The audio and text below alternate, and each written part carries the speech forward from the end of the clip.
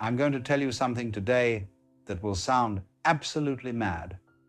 There is a secret price that comes with awakening, and it has to do with love. Not the kind of love they write songs about, but something far more dangerous. Every truly awakened person carries a burden that makes them nearly untouchable. And what I'm about to reveal changes everything you think you know about enlightenment. What we mean when we say someone is in love. What's really happening there? When two people fall in love, they're playing a very ancient and rather elaborate game. It's a game of mutual deception, though we'd never call it that at a wedding. Each person presents to the other a carefully edited version of themselves. Not the whole catastrophe, mind you, but the highlight reel, the charming bits, the mysterious bits. And the other person, equally desperate for connection, agrees to believe in this edited version. They invest in it. They build their dreams around it. This is what we call romance, and it's absolutely necessary for the game to work. But when you awaken, and I mean truly awaken, not just have a pleasant experience in meditation, something rather catastrophic happens. Something happens to your ability to play this game. You see through your own editing process. You watch yourself trying to be charming, and you see it for what it is. A performance, a mask, a clever little dance you've been doing since you were old enough to realize that certain behaviors get approval and others get rejection. And worse still, you see through everyone else's performance too. The awakened person stands before another human being completely naked, psychologically speaking. No pretense, no carefully crafted image, no future promises of becoming someone better, someone more complete. Just this strange cosmic accident of consciousness that somehow learned to call itself by a name. And that level of transparency is absolutely terrifying to people who are still identified with their personas. You know what happens when you stop pretending? When you stop playing the game of I am this kind of person and I'm looking for that kind of person? People don't know what to do with you. They can't get a grip on you. It's like trying to nail Jell-O to the wall. You become unpin-downable. And our entire romantic structure is based on pinning people down into roles, into promises, into predictable patterns. The unawakened person is looking for someone to complete them. They're looking for their other half, as the saying goes. But the awakened soul isn't a half looking for another half. They're already whole. And two whole people meeting, now that's an entirely different proposition than two halves trying to make a whole. Most people aren't ready for that. They don't want wholeness meeting wholeness. They want need meeting need. That desperate clinging that feels like love, but is really just two people afraid of their own emptiness, trying to fill the void with another person's presence. Imagine you meet someone at a party. Charming person, quite attractive. They ask you what you do, where you're going in life, what your dreams are, all the usual questions we use to build the story of who we think we are. Now, if you're awake, you realize you can't answer these questions honestly without sounding like you've lost your mind. Because the honest answer is, I'm nobody going nowhere, and the whole thing is a cosmic joke.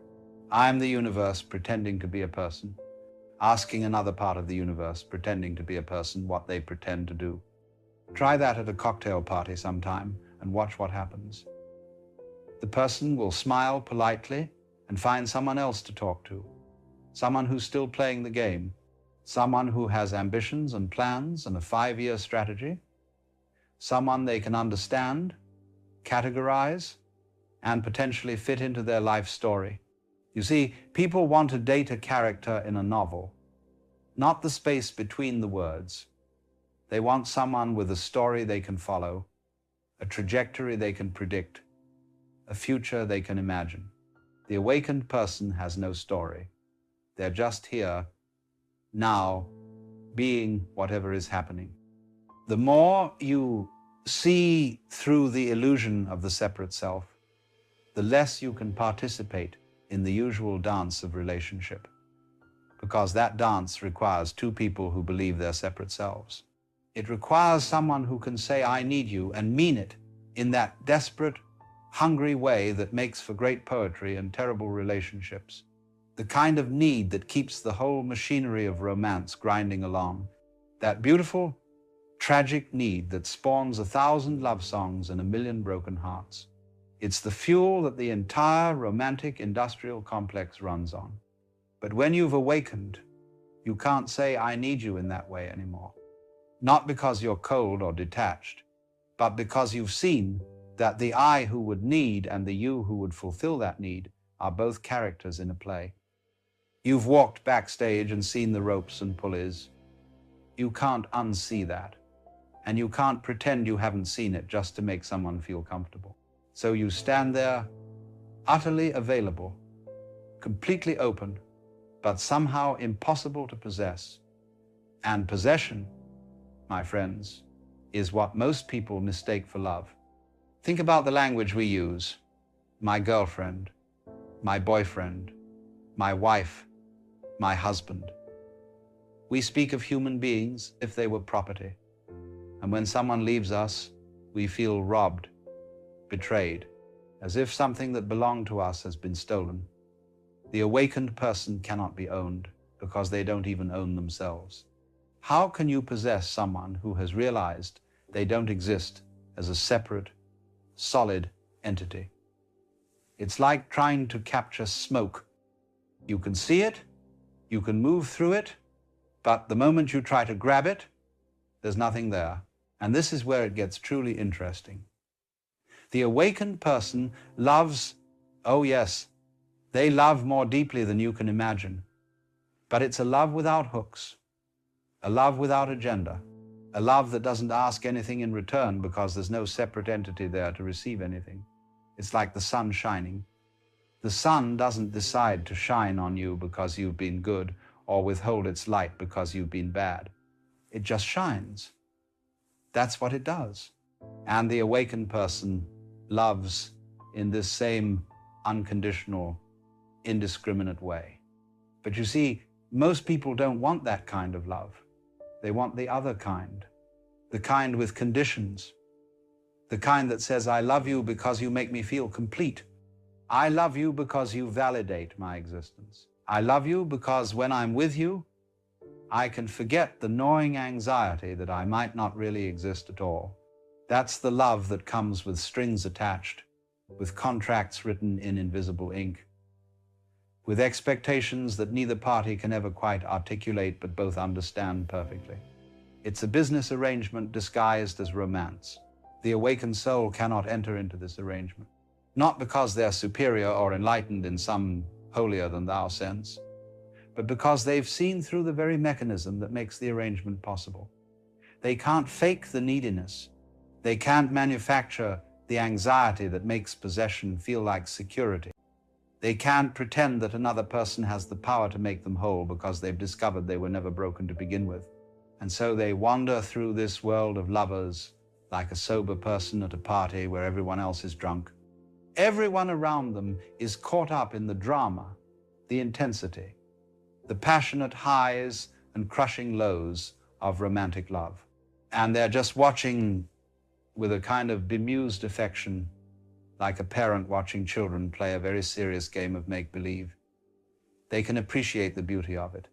They can even participate to some degree, but they can't lose themselves in it. And losing yourself is precisely what falling in love is supposed to be about. We even say it that way, don't we? I lost myself in her eyes. I was beside myself with passion. The language reveals the truth. Romantic love is about losing yourself, about abandoning the burden of being a separate individual, if only for a moment, in the arms of another. It's about merger, fusion, the temporary dissolution of boundaries, and it feels ecstatic precisely because, for a brief moment, you get a taste of what the awakened person knows all the time. That separation is an illusion, that we're all one thing looking at itself through a billion different faces. But then the moment passes and the boundaries snap back into place and you're separate again. And so you chase that feeling.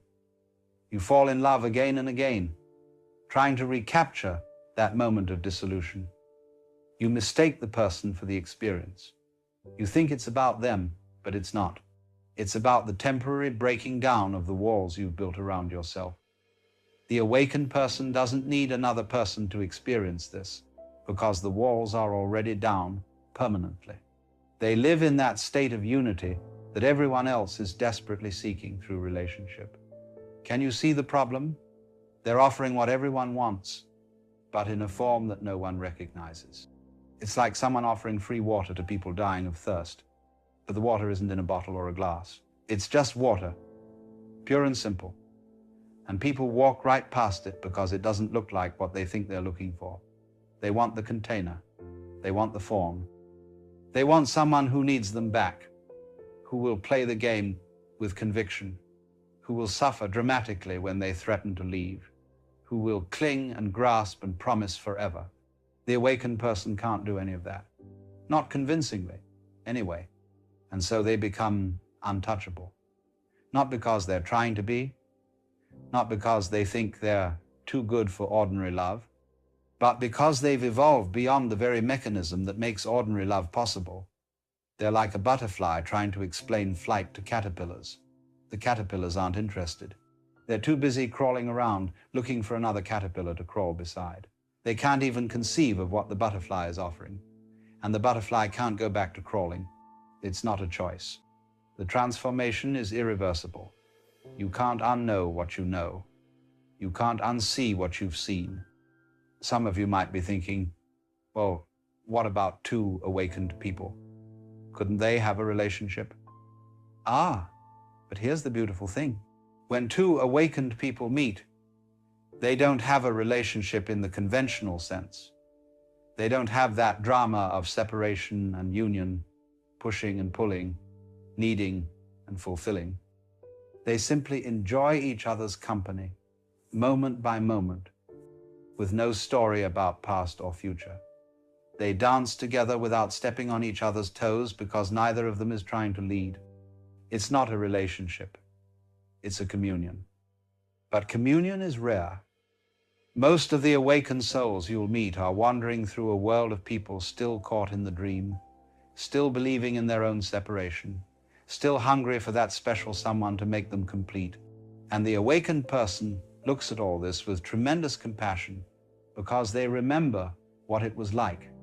They remember the hunger, the desperate searching, the belief that happiness was just one person away. They remember it like you might remember a dream you had as a child, vivid, but no longer real, no longer compelling. So they remain alone, in a sense. Not lonely, mind you. Loneliness is what you feel when you're a separate self longing for connection. The awakened person is never lonely because they're never really alone. They're always connected to everything. They're the ocean feeling itself as a wave. But they are solitary in the sense that very few people can meet them where they are. Most relationships require you to pretend to be smaller than you are, to squeeze yourself back into the costume of being a separate individual with needs and fears and ambition. The awakened person can't do that anymore. The costume doesn't fit. And so they live in this world, loving everyone and belonging to no one, available to all but possessed by none. And this is the secret price of awakening that nobody warns you about. You gain everything, the whole universe, in fact, and you lose the ability to play the game that makes most people feel alive. You become cosmically rich and romantically poor. You see the joke, but nobody's laughing with you. You are free, but freedom looks like loneliness to people who are still in chains. And yet, there's something utterly perfect about it, because the awakened person doesn't feel they're missing out. They're not sitting around wishing they could fall in love the way other people do. They're not lonely for companionship in that hungry, desperate way. They're complete. And completion is what everyone's looking for through relationship, but can never find there, because you can't find completeness in another person.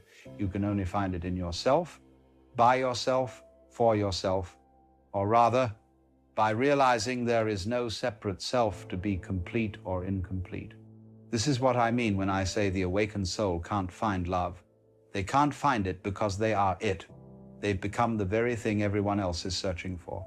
And you can't find what you already are. You can't seek what you've already become.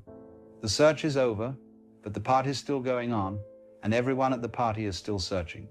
So the awakened person sits in the corner, radiating love to everyone who passes by, but rarely do people stop. They're too busy looking for love to notice it standing right there.